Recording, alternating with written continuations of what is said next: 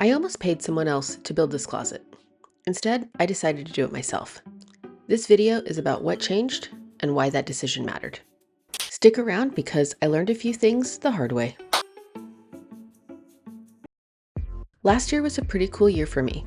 I really got outside my comfort zone with a lot of first builds, a bathroom vanity, and a full pantry build. But before I entered that confidence, I got a quote from my daughter's closet system. Once I got the confidence in the other builds, and months of delaying, I finally finished the design and got to building. But just because I now have some experience, it doesn't mean I executed flawlessly. I indeed made some pretty good mistakes with my loving reactions caught on camera. I'll share with you the wins, the mistakes, the cost of DIY versus buy, and the final result, my daughter's reaction. One thing that's not going back into her closet is the first piece of furniture I ever built, her dresser. It's really big and our needs have changed drastically. 4 years later, and I'm still really proud of this build, even though I do it differently today. For the new system, I am reusing the solid walnut drawer fronts and the pulls. I'm saving the drawer slides for a different future build, but sadly, the rest of it is going to the dump. I talk a lot about intentional living, and that's because I don't ever want to see this place again.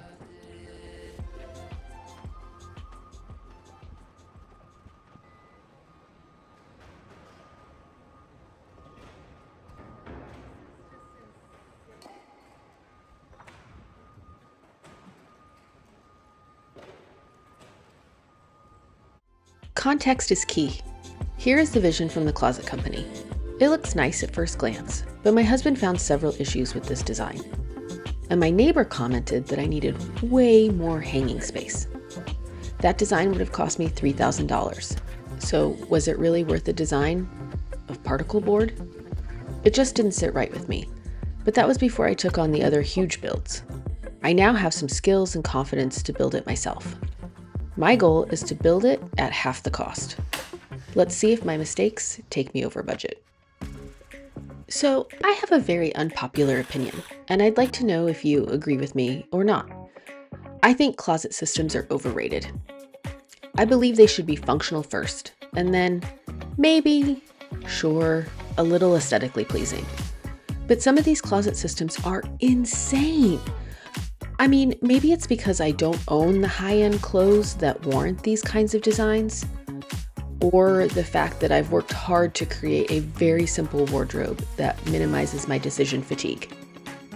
My simple wardrobe gets me out of the house faster than my husband. If I had the extra budget and square footage, I'd give it to a bathroom or a kitchen every single time. So please vote in the comments for me. Are you team kitchen or team closet? I started to feel pretty comfortable with this build, which should be a big red flag. I decided on a smaller built-in dresser with 2 adjustable shelves above it. This needs to be situated exactly in front of the left door opening. And to make this happen, I had 14 inches of filler space. So I built a tall cabinet. This will have 5 adjustable shelves. If you've ever wanted to use edge banding to make a butt joint look like a mitered edge, here's my tip. Cut the strips long to hang over both edges. Then use a very sharp blade to cut straight through both pieces at the same time on the angle. Remove the cutoffs and iron in place. Voila! In the book Ikigai, the author interviews community members from the area in Japan that has some of the oldest living humans. One reason they contribute to this healthy long life is being a part of a community. I feel so lucky to have a friend just 3 houses down that's also into woodworking and cabinetry building. Of course, I have a greater woodworking community, but the proximity is critical for mental health and longevity. Woodworking helps me use my brain in challenging ways I don't often like. Frankly, trying to do math makes me feel really dumb. It's also my gym. I have to figure out ways to do all kinds of things by myself, which means I need to be both flexible and strong.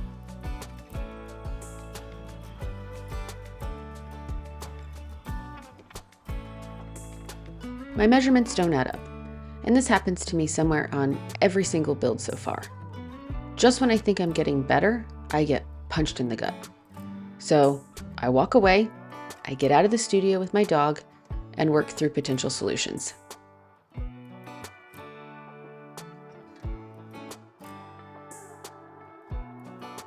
The next morning, I have a fresh mind and the calm ability to make the proper adjustments.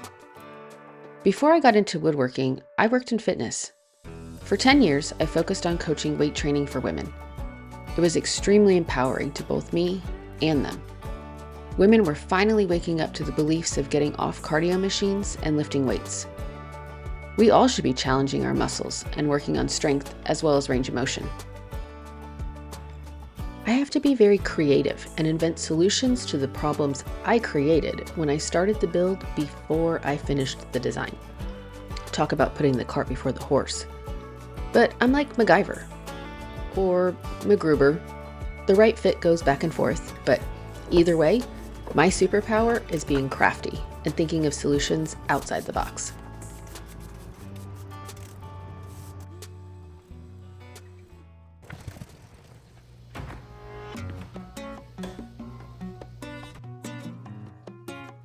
I took the overnight to think on the latest issue. I dreamt of making a secret drawer, but it would be too shallow for any drawer slides. I didn't have much material left to recut the side panels. So my conclusion, instead of having the top panel fit inside the side panels, I'd cut that piece longer and have it span the entire top. It would add the extra height I needed and still be structurally sound. It will have a support drilled into the studs and will also be secured to the whole build from both sides. So that's the solution I'm going with today. And the piece I removed, well, that will be cut down and used on the angle of the ceiling. So nothing wasted. Another solution I had to invent was the top piece to the dresser. I built the dresser over the summer, and that was before I went with walnut plywood. So I'm building a new top to cover the prefinished plywood. I'm good with this because it will make the 3 surrounding sides of the dresser all 1.5 inches thick. And I really like symmetry. Anytime I start prepping for the finish, I know I'm getting close. But given the time and the size of this build, I will have to do 3 waves of finish. Luckily, I marked all sides that get covered, so those hidden panels won't get Rubioed. Finally, I thought ahead enough to save me hours of unnecessary work.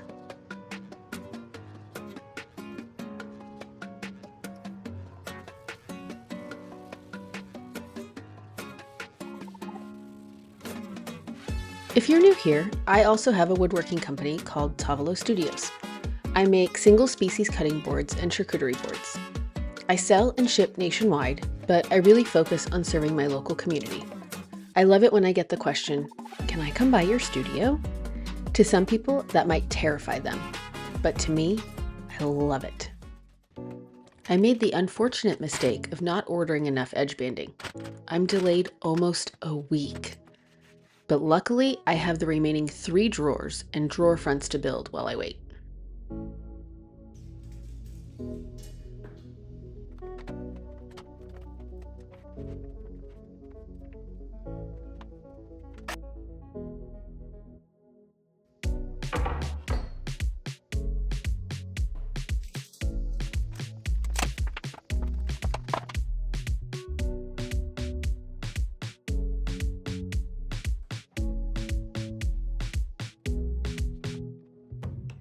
I really struggled 4 years ago with the large dresser drawers.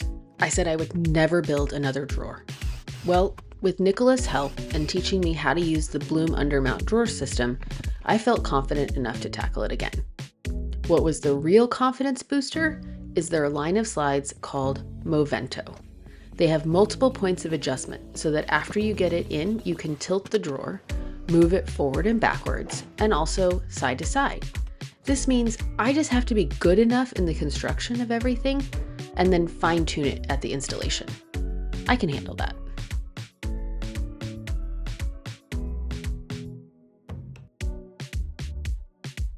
Let's check in on costs so far. Materials I already owned include the shelf pins, walnut drawer fronts, brass hardware, of course my shop tools, and the leftover pre-finished plywood that is the dresser. New purchases are the Blue Movento drawer slides, the walnut plywood, the laser measurement tool, and the Rubio Monocoat.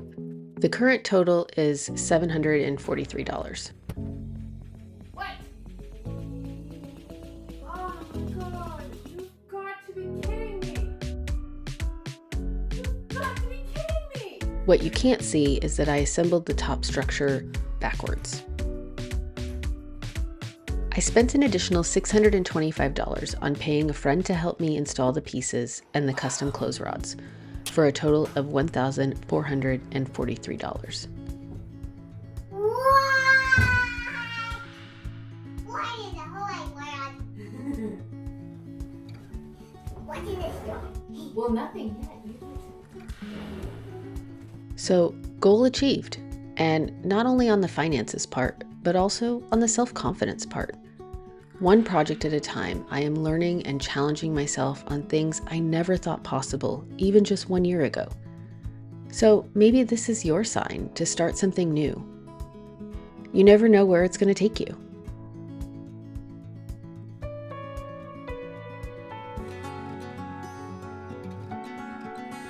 I hope you choose to be brave. And until next time, give someone you love a little squeeze.